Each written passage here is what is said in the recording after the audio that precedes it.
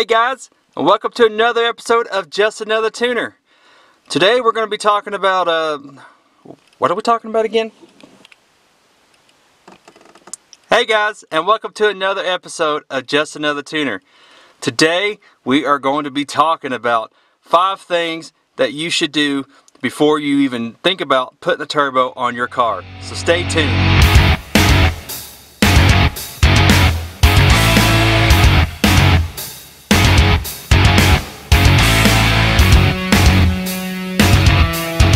Okay, so these are just recommendations that I did that I would recommend to you before you think about turbo in your car. So there's a couple of things that I would check out and do before you're just jumping in gung-ho, to make sure that, you don't blow something up or mess something up or anything like that. So let's get on with the list, shall we? So the first thing that I did before I even thought about turbo in my car was replacing my clutch and my flywheel. I wanted a clutch and flywheel that I knew was going to shift really good and fast, and also something that was going to be reliable, because I wanted something that wasn't going to crap out, because from my research, the Mazda 3 is known to prematurely have clutch fails, maybe 40-60,000 miles.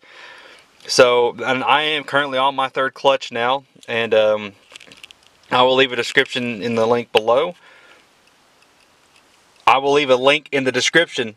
Wait, I will leave a link in the description below. There we go. I'll get it right eventually.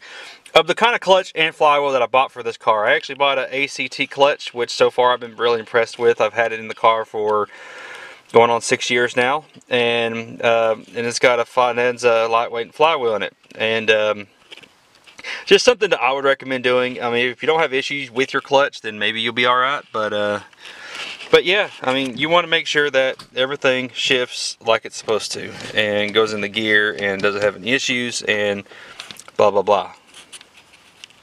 So the second thing that I would do is spark plugs. Yes, spark plugs. They matter, and they matter what you want, and the gap matters as well. It's not a normal gap like this car normally takes. So I will leave that in the description below as well, as to what plugs I bought and the gap.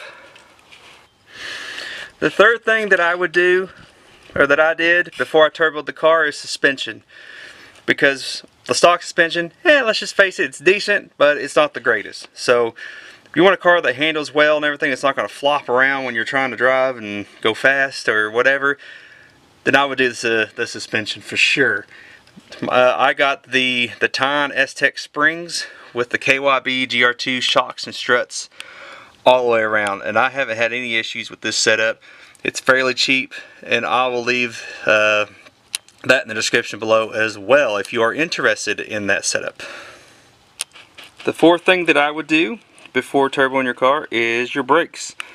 Now, the only thing I did, of course it's been a while, it was about 2 or 3 years ago, but I changed out my brake pads. I haven't done anything else in my brakes yet, so I actually, I'm not following my own advice for the most part, but I did replace the brake pads, which there's still quite a bit of pad on them right now, but you definitely want to make sure that your car is going to be able to stop before you give it more power.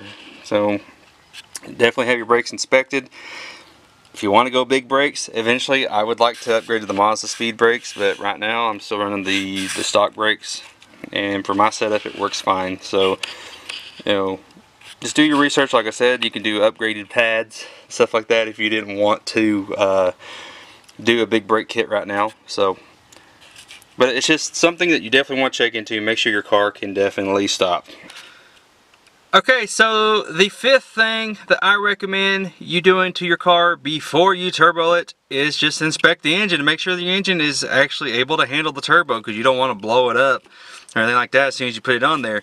Like for instance, mileage. Like mine, my car shows 184, but my engine actually only has 134 on it, which is still, which in some people's eyes is a little high for turbo on a car, but I did my full inspection. Everything looked good. My oil is not, in bad shape.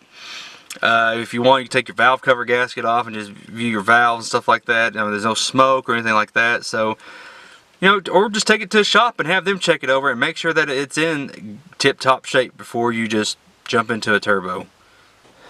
Well, there you have it. Those are the 5 things. Well, it's not everything that I did, but those were the 5 major things that I did to the car before I turboed it and before I put a turbo on it. So if you have any questions, please leave them in the comments below, or any advice of things that you've seen just far. I'll take it.